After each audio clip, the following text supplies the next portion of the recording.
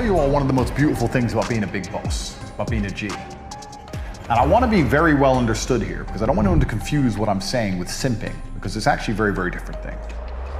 But being in love as a man is absolutely or not really one of the best human experiences. It doesn't matter how many girls you've had or how long you've been around, every once in a while you'll meet one and you'll like her more than the rest. And being in love with her is a fun thing.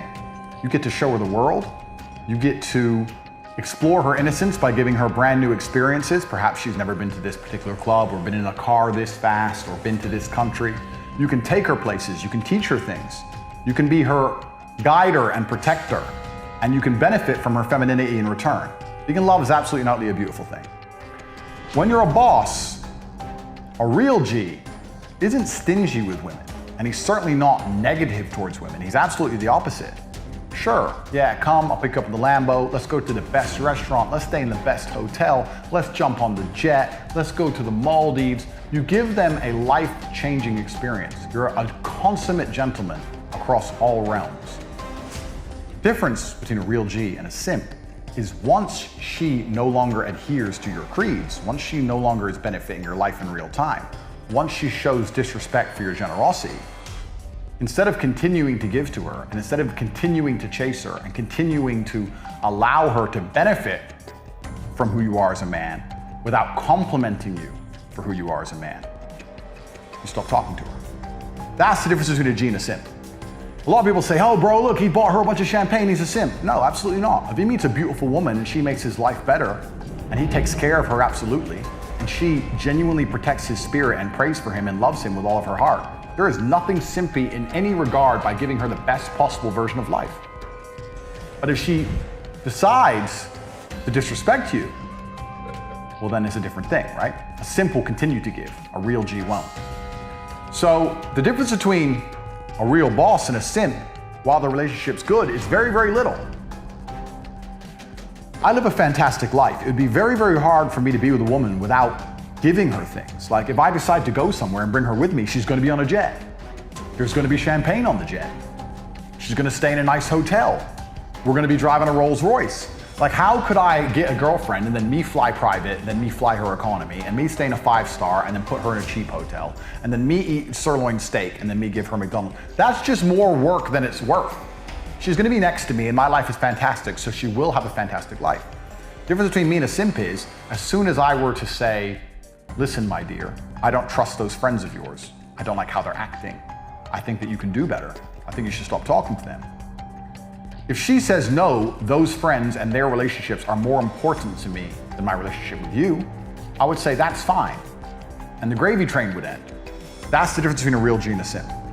But being in love in and of itself is a beautiful thing. And I think a lot of men misunderstand and have this idea that if you treat women well and you give them good things, you're somehow a simp. That's absolutely not really not the case.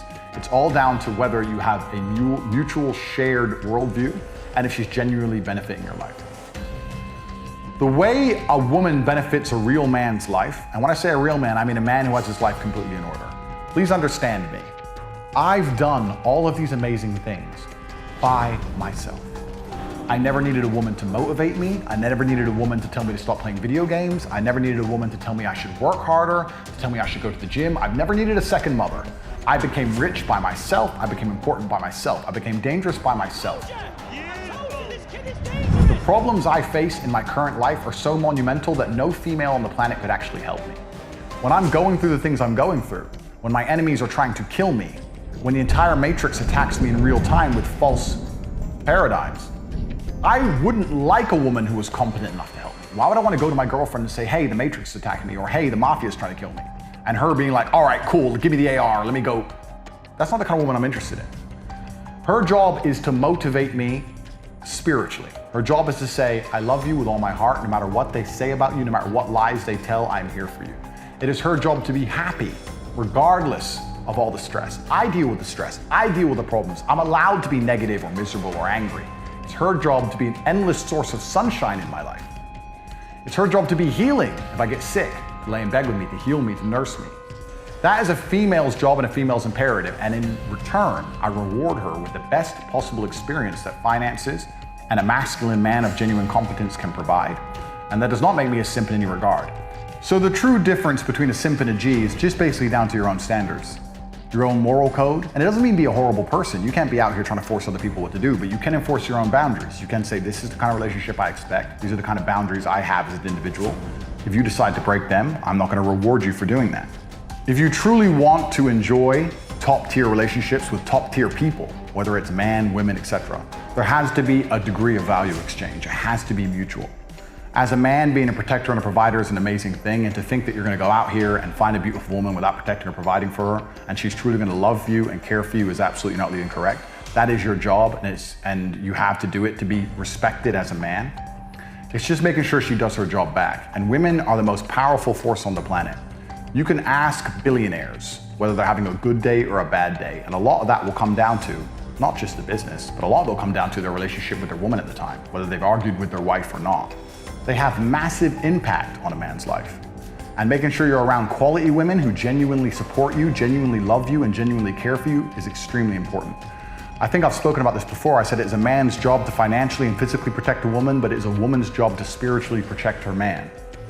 And no matter how difficult life gets, if you have a woman who's by your side and you know truly loves you and truly wants the best for you, it gives you a source of power which you can't get from anywhere else in the universe. You need to have brothers. You need to have men who can go to war with you. You need to have men who are prepared to fight to death with you. But you also need a woman who truly loves you with all of her heart. I want to make it very, very clear to the world out there. The tenets of Tateism, there's 41 of them, but number 25 says, acquire wealth in abundance, to take care of yourself, do good for the world, and do good for the people you care about. This is absolutely not only true, especially for your life partner, especially for your woman. Give them a fantastic experience and make sure you're getting what you deserve in return. The side point is this. If you treat a woman really good, it makes them very hard for them to get over you. Imagine you're rolling with the big G, you're with Tate. You're in the best restaurants, you're on private jets, you've been all over the world, you're in McLarens, you're in Bugattis, you're in Lambos. We break up for whatever reason. You decide that going to the club with your friends is more important than making me happy, and we break up. You get with a guy after me. You're on Wizz Air, you're in an Uber. He loves you. And he has a bit of money. He's a high-level corporate exec. He makes like 150 grand a year, 200 grand a year, 300 grand a year, 400 grand a year, whatever, less than I make a month. Point is, you're still flying on peasant planes. You're still taking Ubers. You haven't got security details. Do you understand? And no matter how much she loves that man, part of her will always be looking at him going, you're not Tate. Tate did this different. Tate had a different world that you can't access. And that's one of the most beautiful things about being so nice to women. I am the nicest guy. Throughout all of this crap, when the Matrix attacked me, not a single one of my exes came forward and decided to lie about me, even though reporters contacted them and offered them money for an exclusive story, tried to bribe them to lie about me, and they didn't, because I treat women so well. And the reason I do that is because I want all of their love and admiration in return, and I want to be the best man I can be for them, but I'm certainly no simp. And if they decide not to adhere to my rules and my creed, we break up, and then they're stuck in a very difficult position because I cannot be replaced. No man on earth can treat them as well as I can, which puts me in the position of top G in their hearts and minds for all of human eternity. And in the darkest, rainy nights while their man is asleep and they are lying wide awake next to him, they are thinking of me. The unlimited energy of thousands of beautiful women all around the planet, unable to forget about Andrew Tate, sitting there wishing their man could afford to do or had the competence and power and connections and network to do what I have done for them. Sitting there, dreaming of having me back, knowing they never could. And I absorb it. I absorb the energy and I absorb the powers. This is one of the secrets to near unlimited success.